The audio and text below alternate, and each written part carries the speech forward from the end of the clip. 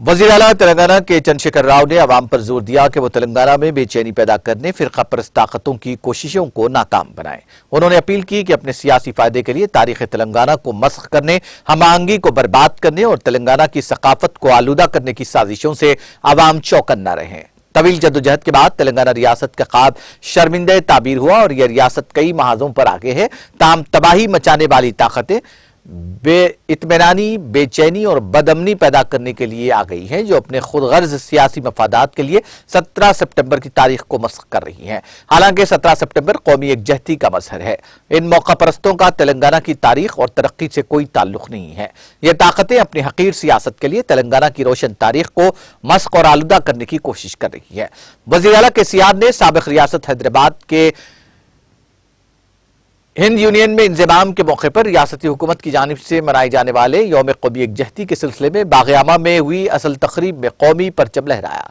इस मौके पर खिताब करते हुए उन्होंने कहा कि आज के तेलंगाना यौम कौमी यकजहती के मौके पर उन दिनों के तमाम हीरोज को नाम से याद करना हमारा फर्ज है। आइए हम फख्र के साथ कुमरम भीम की तहरीक को याद करेंगे, जिन्होंने आदिलाबाद के जंगलात में कबाइली अफराद को मुत्तहिद किया था और जल जंगल जमीन का नारा दिया था। आइए हम रावी नारायण रेड्डी को खराज पेश करते हैं, वो बेलोज हीरो जिसने अपनी सैकड़ों एकड़ जमीन गरीबों को दे दी, वो हीरो जिसने किसानों की जद्दोजहद को गैर मुतजलजल क़ियादत दी।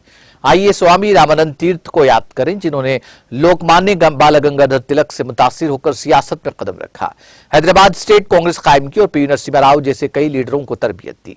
हम सरदार जमाल पुरमकेशोराव और वटिकोटा अल्लूर स्वामी की कोशिशों की सताइश करते हैं, जिन्होंने तेलंगाना के देहातों में लाइब्रेरी कायम करने के लिए बहादुरी से जद्दोजहद की। वज़ीर आला केसीआर ने कहा कि तेलंगाना में कई ऐसी शख्सियात पैदा हुई जिन्होंने जद्दोजहद आज़ादी और तेलंगाना की आज़ादी के लिए तहरीक चलाई। इन शख्सियात ने समाजी इंसाफ, समाजी बुराइयों के खात्मे और अवाम में शऊर बेदार मुहिम चलाई, जिनमें काबिल जिक्र अक्षरा चैतन्य मूर्ति, सोरावरम प्रताप रेड्डी, अवामी शायर कालूजी नारायण राव, मखदूम मोहिउद्दीन, शोएबुल्ला खान, बिंदिया डागिरी, दासरथी कृष्णम्माचारी, सिद्धला हनुमंतु शामिल हैं। कई ऐसे अजीम लोग हैं जिन्होंने तेलंगाना के समाज में एक शानदार सियासी और समाजी शऊर को जगाया और अपनी कुर्बानियों से तारीख को रोशन किया। वज़ीर आला ने क़ब्ल अज़ीं तेलंगाना को रियासत का दर्जा दिलाने के लिए अपनी जानों की कुर्बानी देने वालों को गन पार्क पर खराज भी पेश किया।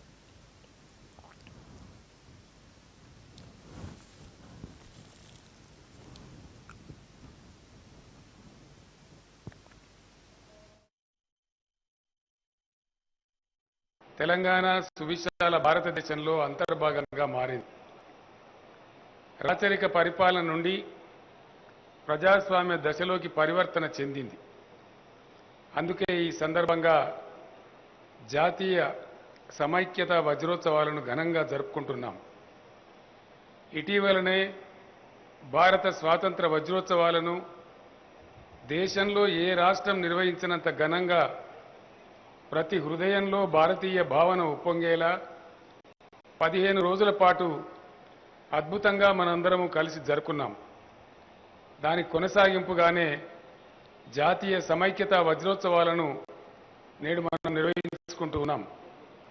స్వతంత్రం రాకముందు భారతదేశ స్వరూపం భిన్నంగా ఉండేది. కొంత భాగం బ్రిటిష్ వారు నేరుగా పరిపాలించే బ్రిటిష్ ఇండియాగా ఉంటే, మిగతా భాగం సంస్థానాధీశుల పాలనలో ఉండేది.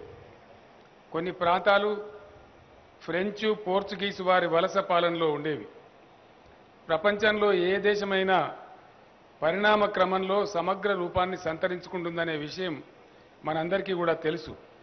మన భారతదేశం విషయంలో కూడా అదే జరిగిందని మీ అందరికీ మనవి చేస్తూ ఉన్నాను. తెలంగాణ సమాజం రాచరిక వ్యవస్థ నుంచి ప్రజాస్వామిక స్వేచ్ఛ వైపు పరివర్తన చెందడానికి యావత్ తెలంగాణ సమాజం అద్భుతంగా కృషి చేసిన మహోజ్వల సందర్భం మనందరికీ సువిదితమే.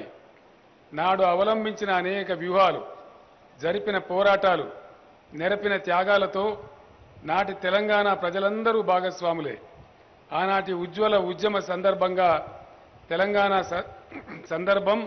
తెలంగాణ కీర్తి కిరీటంలో శాశ్వతంగా కలికి తురాయిగా నిలిచిపోతుంది. నాటి అద్భుత ఘట్టాలు జాతి జనుల జ్ఞాపకాల్లో నిత్యం ప్రకాశిస్తూనే ఉంటాయి. తెలంగాణ సమాజాన్ని నిరంతరం ఉద్విగ్నపరుస్తూనే ఉంటాయి.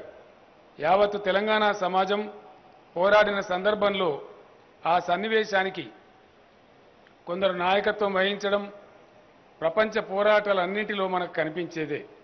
తెలంగాణలో సైతం ఆనాడు ఎందరో యుద్ధం చేశారు.